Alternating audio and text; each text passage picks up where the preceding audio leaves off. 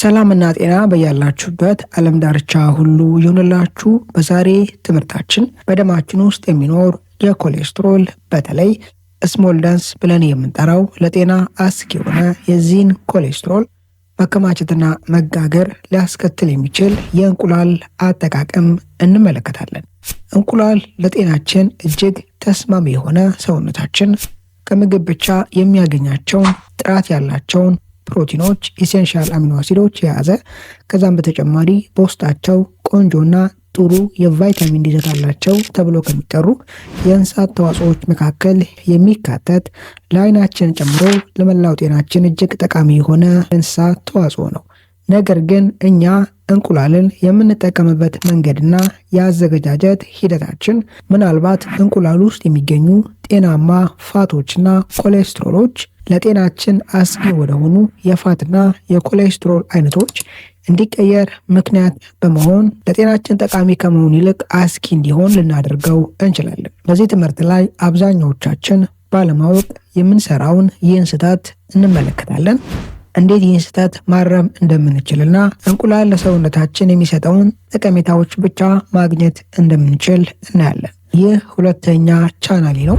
ይህንንም ቻናል ሰብስክራይብ ብታደርጉ ከቤታችሁ ናችሁ ለራሳችሁ፣ ለጤናችሁ፣ ለቤተሰቦቻችሁ የሚጠቅም መረጃና ትምህርቶችን ታገኛላችሁ። ከብዙ አክብሮትና ትህትና ጋር ትምህርቱን ላይክ ማድረጋችሁን አትዘንጉ። ይህ ትምህርት ብዙ ሰው ጋር እንዲደርስ እንዲማሩበት ያደርጋል። ትምህርቱን ለሌሎች ማጋራታችሁንም አትዘንጉ። አንደኛው ብዙዎቻችን ባለማወቅ የምንሰራው ስህተት እንቁላልን ሃይድሮጂኔትድ በሆኑ ፓርሻሊ ወይም ደግሞ ሙሉ በሙሉ ሃይድሮጂኔትድ በሆኑ የምግብ ማብሰያ ዘይቶች መጥበስ ነው። አንድ ዘይት ሃይድሮጂኔትድ ነው ማለት ምን ማለት ነው? ይህ የምግብ ማብሰያ ዘይት ሃይድሮጂን አተምን ይዟል እያለን ነው። እነዚህ የምግብ ማብሰያ ዘይቶች ሃይድሮጂን አተምን የያዙበት ዋነኛ ምክንያት አንደኛ ዘይቶቹ ሳይበላሹ ረጅም ጊዜያት መቆየት እንዲችሉ ያደርጋቸዋል። በሁለተኛ ደረጃ እነዚህ ዘይቶች የራሳቸው የሆነ ቴክስቸር እንዲኖራቸው ምግብ በምታበስሉበት ጊዜ የምታበስሉት ምግብ ጣዕሙ የተሻለ እንዲሆን ያደርጋል። በሶስተኛ ደረጃ በውስጣቸው የነበረውን አንሳቹሬትድ ቦንድ ይህ ማለት ደብል ቦንድ በመስበር ሲንግል ቦንድ እንዲኖራቸው ሳቹሬትድ እንዲሆኑ ያደርጋል። ሲንግል ቦንድ አንድ ቦንድ ብቻ እንዲኖራቸው ያደርጋል። ይህን አንድ ቦንድ መያዛቸው ዘይቶቹ ይህን አንድ ቦንድ መያዛቸው እነዚህ ዘይቶች ዝቅተኛ ሙቀት ያለበት ወይም የቀዘቀዝ ቦታ ስታስቀምጧቸው ወዲያው ይረጋሉ። ሞቃት ቦታ ከፍ ያለ ቴምፕሬቸር፣ ሙቀት ያለበት ቦታ ስታስቀምጧቸው ደግሞ በፍጥነት ይቀልጣሉ። ይህን አይነት ተለዋዋጭ ባህሪ መያዛቸው ዘይቶቹ ሳይበላሹ ረጅም ጊዜያትን እንዲቆዩ ያደርጋቸዋል፣ ብቁ ያደርጋቸዋል።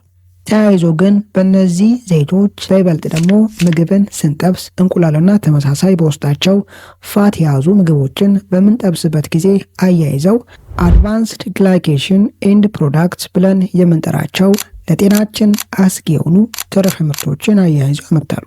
ከዛም በተጨማሪ ሃይድሮጂን በያዙ ሃይድሮጂኔትድ በሆኑ የምግብ ማብሰያ ዘይቶች እንቁላልን ስንጠብስ ተያይዞ ትራንስፋቶች ይመሰረታሉ። እነዚህ ከላይ ጠቀስኳቸው ሁለቱ የፋትና የኬሚካል አይነቶች በራሳቸው ለጤናችን አስጊ ናቸው።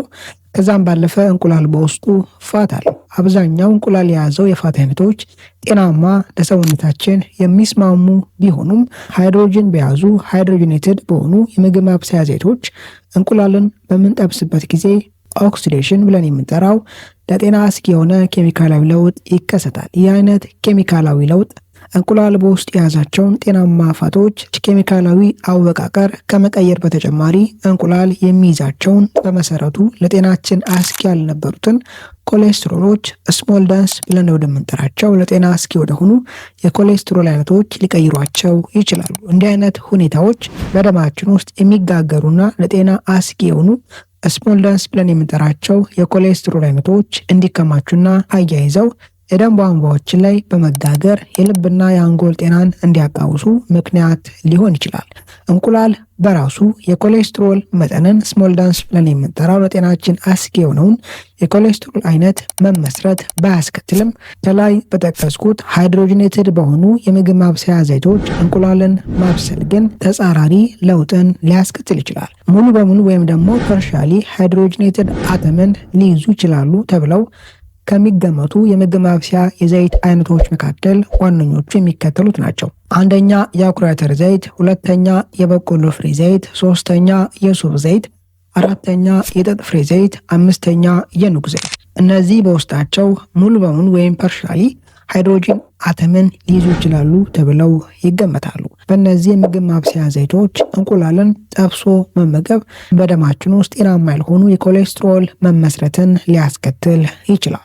በጥቅሉ ስንመለከተው እንቁላልን ጠብሶ ከመመገብ ቀቅሎ መመገብ የተሻለና ጤናማ አማራጭ ነው። ለምሳሌ ያክል አንድ ሰው እንቁላልን በኦሊቭ ኦይል በወይራ ዘይት ጠብሶ ሊመገብ ይችላል።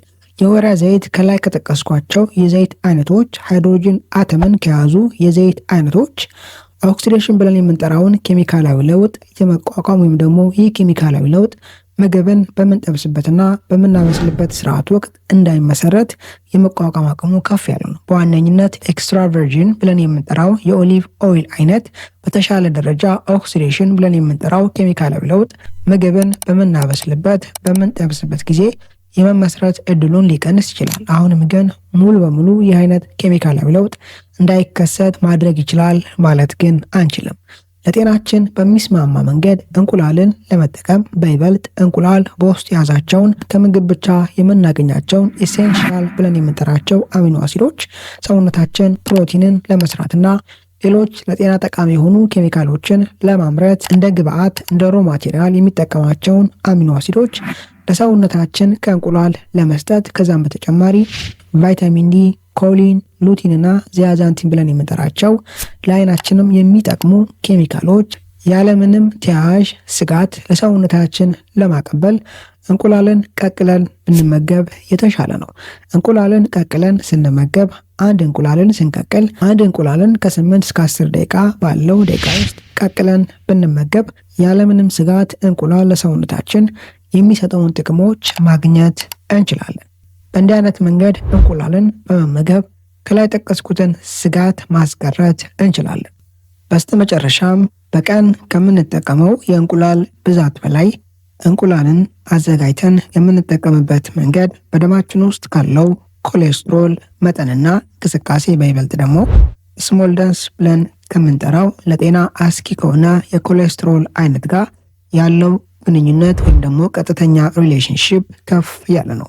በእርግጥ አንድ ሰው በቀን ውስጥ የሚጠቀመው የእንቁላል መጠን ላይም ጥንቃቄ ማድረግ ያስፈልገዋል። አንድ ሰው በአማካኝ በቀን ከ1 እስከ 3 ፍሬ እንቁላል ያለምንም ስጋት ሊመገብ ይችላል። በተቃራኒው አንድ ሰው በቀን 1 ፍሬ እንቁላል ብቻ እየተመገበ እንቁላሉን አዘጋጅቶ የሚመገብበት መንገድ ግን ከላይ በጠቀስኳቸው የዘይት አይነቶች ጠብሶ ከሆነ ምናልባት 2-3 እንቁላል ቀቅሎ ከሚመገበው ሰው ከፍ ባለ ደረጃ በደም ውስጥ ያለው የኮሌስትሮል ስሞልደንስ ብለን የምንጠራው ለጤና አስጊ የሆነው የኮሌስትሮል መጠን ከፍ ሊል ይችላል። በቀን ምን ያህል እንቁላል ብንመገብ መልካም ነው የሚለውን ሀሳብ በቀጣይ በዚህ ቻናል ላይ የምንመለከተው ይሆናል። ምርታችን ላይ ጠቃሚ ሀሳቦችን፣ ምክሮችን እንዳገኛችሁበት ተስፋ አድርጋለሁ። በቀጣይ በአስተማሪ ቪዲዮ እስከምንገናኝ ቻናሉን ሰብስክራይብ ማድረጋችሁን፣ ትምህርቱ ለሌሎች ማጋራታችሁን አትዘንጉ። መልካም ጊዜ ይሁንላችሁ ባይ